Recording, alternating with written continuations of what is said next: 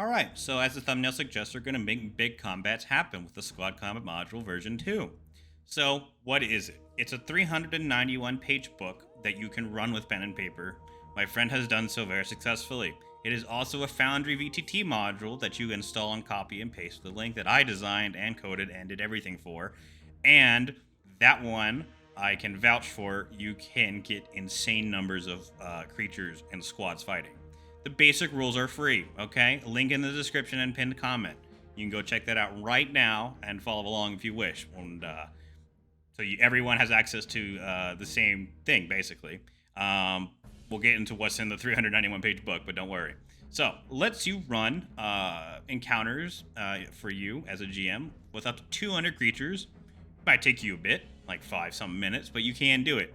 And lets you run a more reasonable 10 to 40 creatures in combat, and it only takes seconds, like 30, 45 seconds. I will show you that with the VTT module later. And lets you run a more reasonable 80 creatures in combat, and it only takes 2 to 3 minutes. As you can see over there on the screen, there are 4 different squads, so 4 human, 4 goblins, and there are 8 initiative rolls, and there are 80 creatures in total on the field. This whole model is based on KISS, so keep it simple, stupid. That's what we're trying to get at here without going into over detail, but trying to make it sound and have reasonable amounts of strategy layers into it, okay? So there you go. With that 30-second intro out of the way, let's get into what is actually in the 391-page book, okay? And the module. So it includes 6 new spells, okay? These are handmade by me, obviously. Magical Thrust you can read over there if you wish. There are 60 plus new magic items that are included in this book. And there's also an entire rework of the economy for simplicity's sake. And there you go. You can check it out there.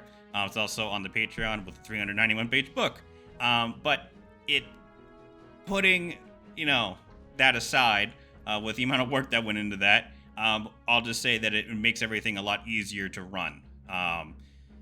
And there's 153 creatures with new stat blocks, as you can see with the Elite Halberdier down there, okay? And there are 53 squads to play with that are custom designed and written by me, okay? Everything's written by me, actually, though. I don't know why I say that, but that gives you a lot of new creatures and squads to play with. So you need to think of this book as more of again, the basic rules lets you run the whole thing, the combats.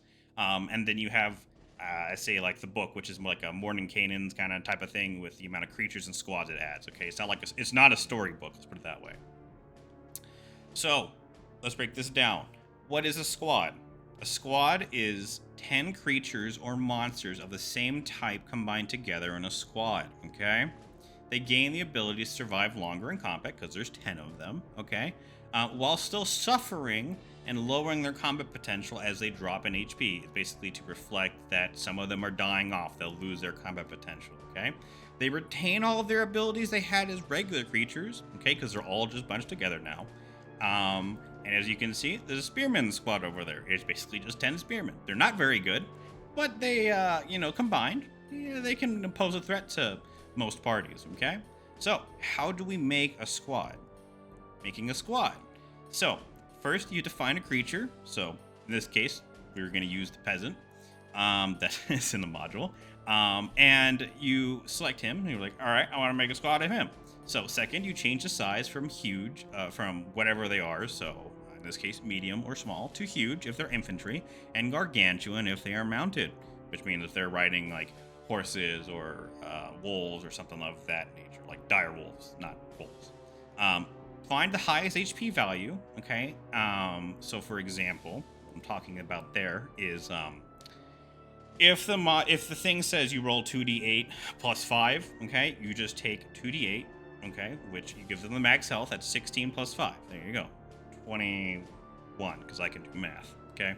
And you just take that and then you multiply it times 10, okay? Or my friend has done this. You can set whatever value you want. Okay, so like 15, let's just say 15, and then you times that by 10. You just need a single value to times by 10, okay? So in this case, I did the max health, which is 500 HP. This is for balancing reasons, because you cannot balance one creature having 1 HP and another having 24 HP when they're the same CR. It does not work. It does not work like that. And I have played 2 entire campaigns like that of my own design, okay, that have been around the system and it works perfectly. I'm playing in another one of my friend's campaigns that tried this new system and he says it's way easier to balance encounters, okay? So there you go. Max health for everyone, players and NPCs. So that's basically all that says, and let's continue. Squad attacks, okay? The principle of how this works is how many attacks does the creature have? In this case, the knights have 4 multi-attack of 4, okay? So you need to find that out. So does it have 2, 3, 4, 5, 6? And you can look at that chart right there. And basically what we're doing is dividing it so that you get the number 5, okay?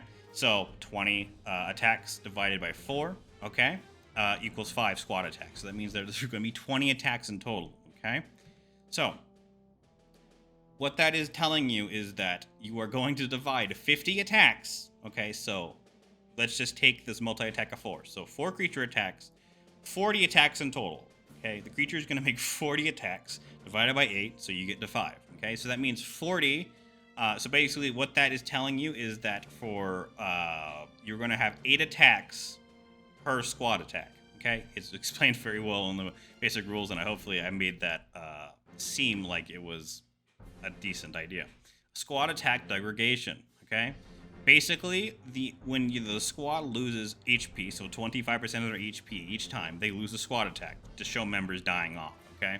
This reduces the amount of time that they can attack, so as you damage in a squad, they start to lower in their attack potential, and basically makes them easier to kill and easier to deal with, okay? Just to show members dying off, so they're not ridiculously strong all the time.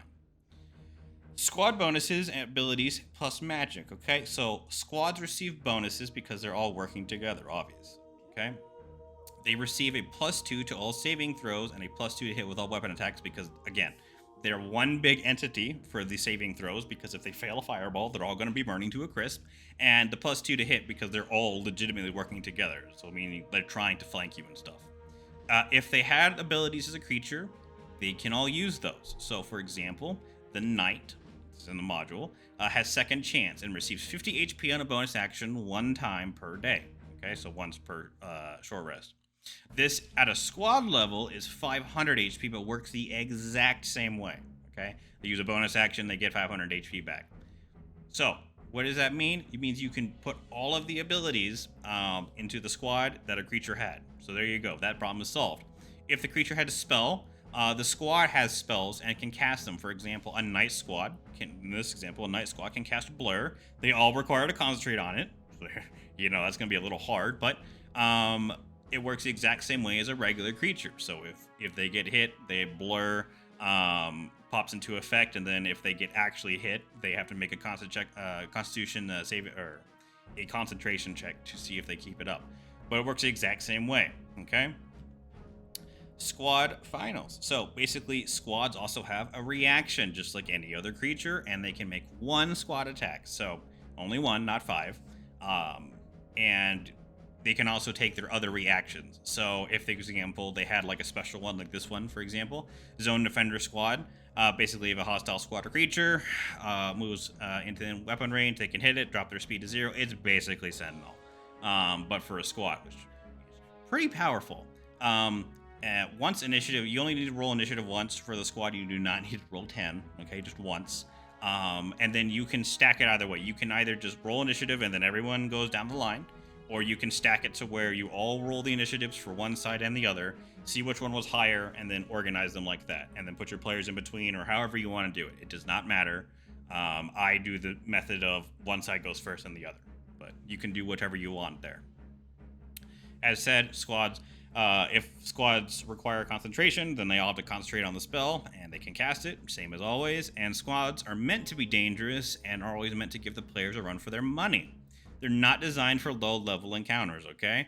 Or run, except in the peasants. I mean, you can go beat a whole bunch of peasants up. What are they going to do? They have 1 attack per turn. So a squad of them has 10 attacks total. That's not going to do a lot. But it's still dangerous, you know, for like a level 2. So the last thing here is commanders and mages. So commanders are special creatures that buff squads and creatures near them with their aura ability. Okay, in this case, it's inspiring leadership that you can read there. Mages can attack an entire squad and are devastating if they do so. This is why I have not made any mage squads in the module, because if there were, they would win every single time. They would win every single engagement by all of them casting Fireball, so that's 10 Fireballs dropped on a squad, and it would kill all of them and burn them to a crisp. So, if a mage, okay, on a squad, okay, so this is just one mage, on a squad, and the squad fails their saving throw, the mage is going to do 80d6 damage to the squad and basically shred them to ashes. They won't usually die, but it will kill a lot of them. And that's just one fireball, because again, there are 10 creatures there, so if 10 creatures, and you only run one saving throw, so if 10 creatures fail their saving throw, right, that's a lot of damage. And that's how that works. So that's why mages, I haven't made any mage squads, because mages are way powerful on their own, okay? And it actually makes them feel important. Okay, so with all that out of the way, we've now gone over how all that stuff is run, okay? And you can also check out the basic rules and follow along there, okay? Now we're going to go specifically into book factions. So this is in the actual book that's on the Patreon, obviously, and the paid version. So we're going to start with the factions, which are, in this case, the human faction, okay? So I'm at 11 minutes. I'm doing pretty good. They are the generalist faction. They're the jack of all trades faction, okay? Their special ability that they all have, okay, is they just have 25% more HP than other creatures at the same tier, okay? Haven't gone over the tier system. That's a book-specific thing, and we'll come back to that in the first expansion. That'll also be out tomorrow. But basically, it gives me the ability to basically stack CRs. So, for example, on how this tier system would work is a tier 0, 1, 2, 3, 4, 5. And each of those tiers has specific amount of proficiencies and saving throws and their HP and their stats, okay, and their stat distribution. All that to say, the higher the tier, the more dangerous they are, okay? They are based on Western medieval Europe in the 15th to 16th century. And I say that, and I haven't added guns, which probably should eventually, but they are wearing very heavy plate. And this plate came out around that time, not the 14th century. 14th century had some plates, and pretty good ones, but they were nowhere near what this is showing. So that, fun fact, that's most medieval fantasies are usually in the 15th to 16th century. So if they don't have guns, you're like, why? It's the standard template for all factions to deviate from. So basically, humans are the base, and everyone goes and deviates from them, okay? They all go more offensive and more defensive, different ways, but humans are the base. Their knights are the best units they can offer, and they hit real hard for the amount of, basically, cost they have.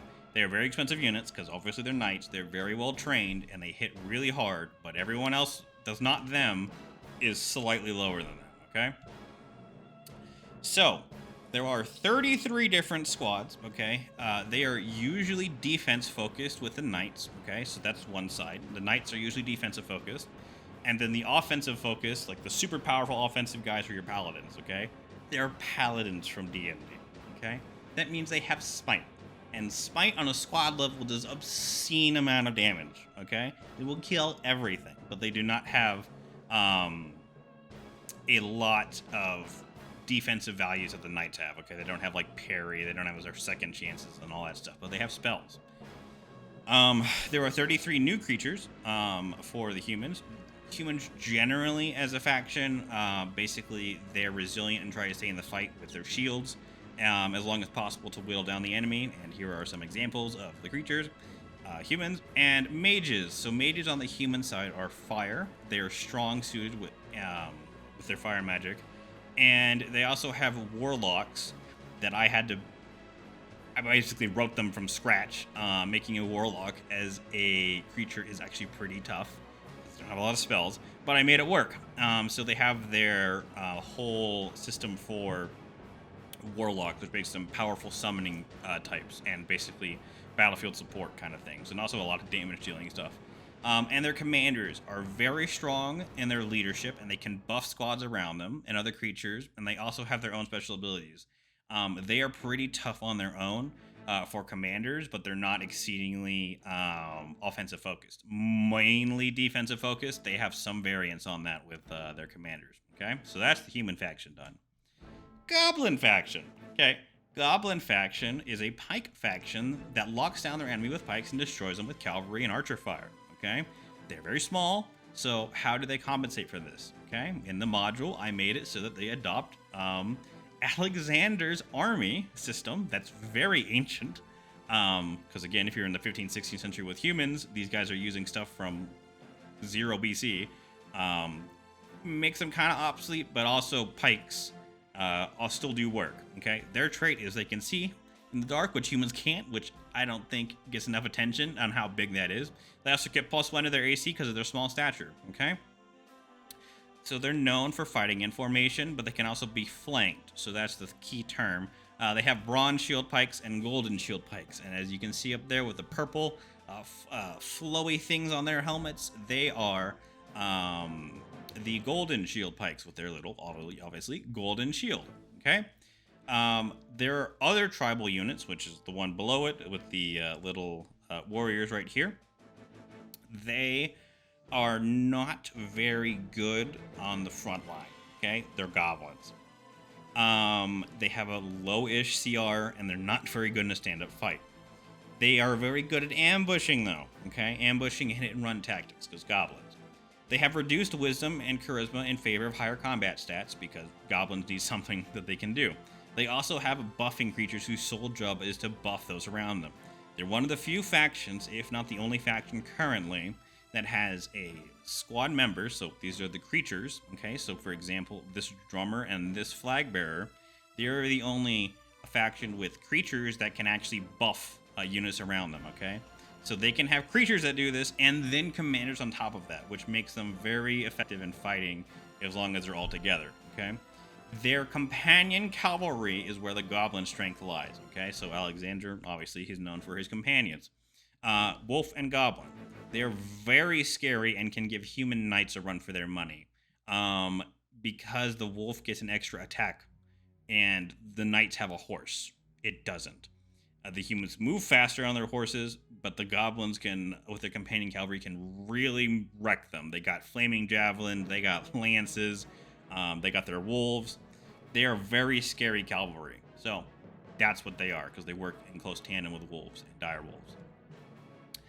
There are 14 squads. Okay, they focus on hit and run with tribal units, and their main units are for, as I said, pike units for locking down the enemy and having the cavalry flank around. Okay, 16 creatures. Again, tribals are focused on hit and run, and buff units mean that they can fight well above their weight. So, for example, if a tribal unit has, example right here, a drummer supporting them, they get a +2. They get a 1d2 on all their attack and saving throws. Okay. And then if you add a signal bearer right here, that's another D2. So you can see how this can stack quite high and give tribal units a large buff that they really do need. They have 2 mages, so limited mage capacity. They're primarily focused on healing and buffing other units. So that's what their mages are for. They have 3 commanders, 2 companions that are mounted and extremely deadly in combat. You got the Goblin King and then his officer, so his field marshal, and then you have 1 goblin on foot that buffs all units around him, and he's very useful for ambushes. So if you think you want to put an ambush on your players and you want some goblin tribal unit because you don't want to wreck them, and you want to ambush them, you put one of these goblin commanders here and he'll buff all the units around them. And then if you want to buff them even more, you'll put a drummer and a signal bearer, and then you are starting to buff a lot for those ambushing goblins. Okay, now this is a faction that I think is a good place. I don't know if I'll be adding a lot more to it, but probably a few more things, but it's in a really good place in my opinion. And the human faction is blatantly done. It's just a lot. Then we have the Orc Faction. Okay, they're an offensive faction that has master class infantry and hit very hard. Okay, but they sacrifice defense. Their trait is basically they have dark vision out to 60 feet. Each single orc, no matter the tier, can perform a critical hit with a weapon roll on 19 through 20. And it upgrades later at around CR 12 to 16 to 18 and 20. Okay, they hit very hard. Orcs are usually employed as mercenaries because of their ferocious nature and are near peerless in their offensive potential. Okay, they have reduced stats and wisdom and charisma in favor of combat stats and wisdom, of course. Regular warriors, so basically their main frontline guys, are all dual wielders.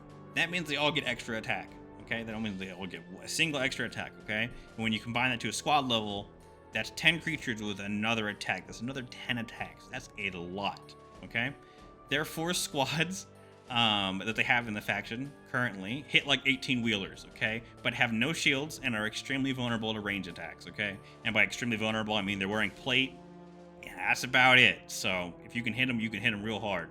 There are 4 creatures in one-on-one fights in melee.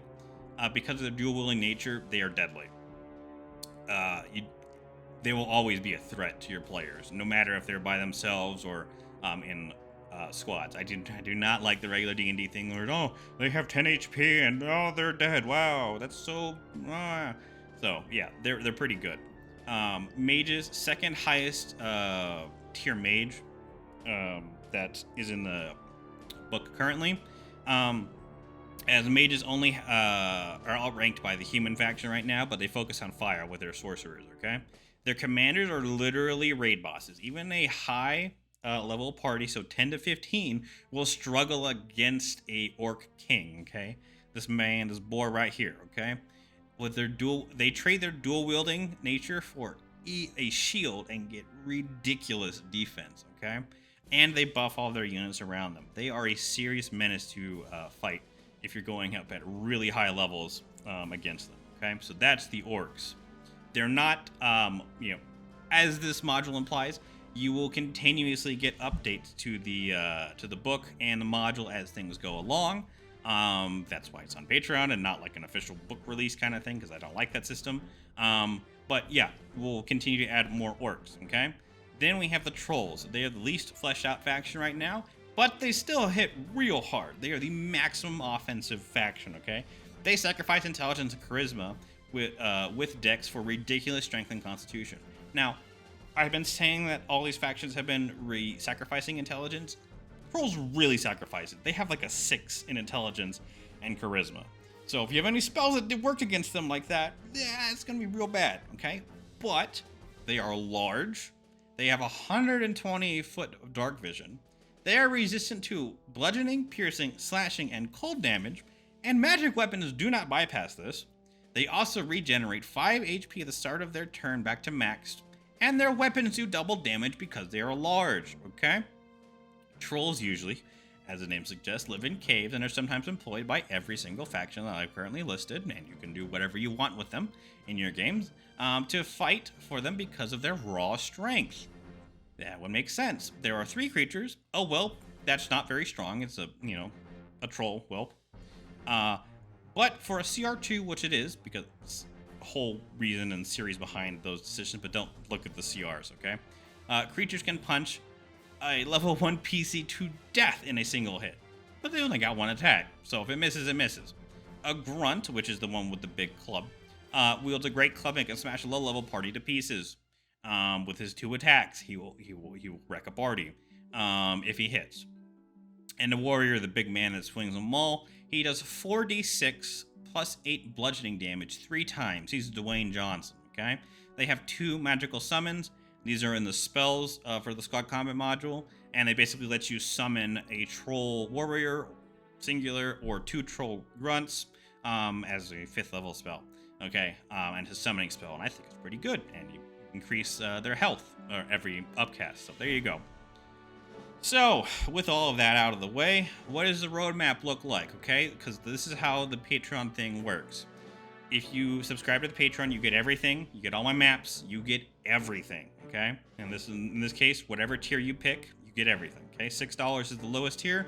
You get everything. And there will be bug fixes that are pushed to the book. Okay. And they will also be pushed to the Foundry module, and they will continuously be updated, okay? It's going to include bug fixes right now, okay? Then we're going to expand the orcs. Then we're going to expand the trolls. We will, there's already 10 maps in the module by itself, okay? And on top of that, I'm going to add all the walls and do all of the stuff, okay? And then we're going to add either an elf or dwarf faction, depending on what you guys want first. And then hopefully I'll be able to add AI generated images. I gotta learn the system first.